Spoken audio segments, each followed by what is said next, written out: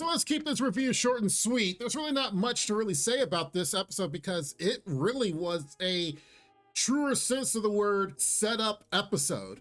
A lot of the things are segueing into things that's going to be happening in the future. Now, granted, I think it was actually not a bad episode as we are getting more information about Sylvia, how much of a threat she is to our hero team.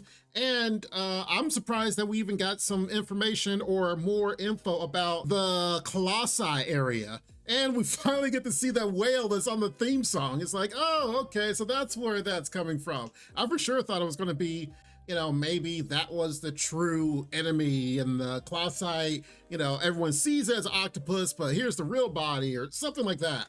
But it kind of worries me because we only have 2 more episodes after this one before it's the end of the season. And with the fact that we see this whale and we still have the Galaxy of Heroes thing going on, this is going to be a crazy cliffhanger of a season finale. Because I will have to say, like, these episodes that have already been kind of giving us some crazy cliffhangers, like, dang it. You know, especially this one, it's like we see a blast hit the tower and it's like, did anything happen? Don't know, wait till next week. The way things are going is probably gonna be Galaxy of Heroes we get the conclusion for, and then probably the whole battle with the Colossi is gonna probably take place next season. That's my guess right now, because if they tried to fit both conclusions in on 2 episodes, that would not follow the way that this anime has been going. This anime would then all of a sudden be speeding up to find a conclusion when it's been taking its own pace and its own time for each and everything thus far. My prediction right now is we'll probably get the battle with the Galaxy of Heroes by the season finale, or if that might be the conclusion, but the whole Colossi fight, yeah, that's probably gonna be next season thing. I'm okay the fact that if they do that, it will bring more of the whole Colossi fight battle than them trying to rush it and be like, all right, let's rush it. And then you're just sitting there like, well, that wasn't very satisfying. I knew they were gonna have the whole Sylvia versus Sunraku, they're gonna meet up, especially when he was going into the grocery store. I was like, yeah, he's going to see her. And, you know, kind of showcasing the main hero, meeting the main villain, you know, at an earlier time. And so they, you know, don't recognize each other now, but, you know, later they probably will. Seeing what happened in the past with Sylvia versus Kay, oh my Lord, poor Kay, he's been getting trounced. The fact his record is 0-8-1, it's like, that's cool that you got a draw with her, but the fact that as a pro gamer, you've lost 8 times against her on 1v1s. That's awesome that he's probably made it that far where he's, you know, gone through a tournament and she's like the final opponent in the finals. That's great, you know, showcases how consistent as a pro gamer you are. But it's also been showing that she has been whooping your tail, absolutely abusing you for the last, what, 3 years? Man, so I can understand how he wants that dub.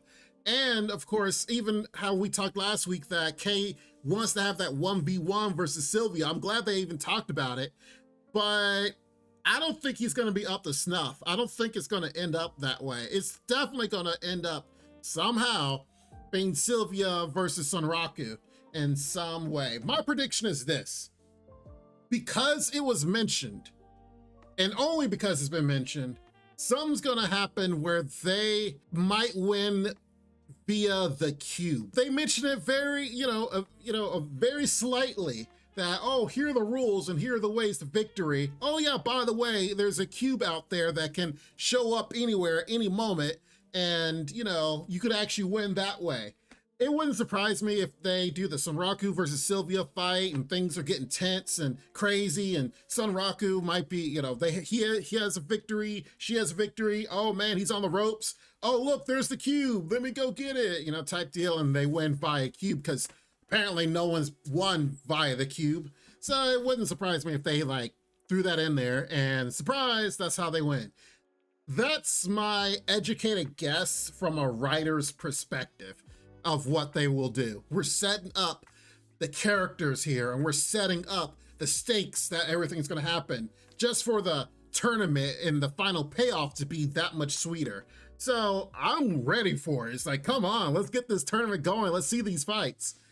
But it's like, all right, we'll get there eventually. So that's why I was kind of surprised that they went back into SLF, and here it is, Sunraku. To me, he's training even better. The way that the big whale came and he backbend a split second, it's like, oh, he's probably going to use some of those skills against Sylvia. That looks sweet. And if Sunraku does get the whale to take out one of the towers before they even get into things, hey, that's one less mini boss, if you will. So, okay, hey, great, that's awesome. But we'll have to see next week if that actually worked as far as taking out the tower. You know, we'll see what happens. But overall, the battle with the Galaxy of Heroes Chaos, I thought it was pretty cool to see the previous battle where it was actual fighting, but here it's now more open world. So we see the evolution in these many years. It's like, okay, I see where they're coming from. Even the mini at the end of the episode I thought was pretty interesting because it kind of is giving us some intel on Pentagon in her PKing, you know, abilities, if you will, and what she tends to do.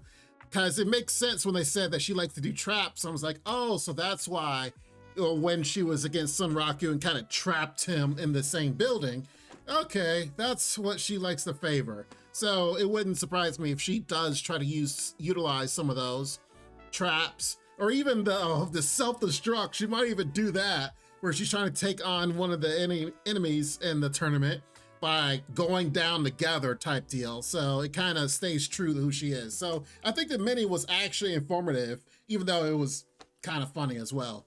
Overall, that's pretty much about it. I mean, great episode as a setup episode. I do think I appreciate it because, like I said, it's going to make the final episode or the final confrontation that much sweeter. But tell me what you guys think in the comments down below. But make sure, please, no spoilers, because I definitely am looking forward to the conclusion here. But I already know it's going to be a crazy season finale, and it's already going to be a huge cliffhanger.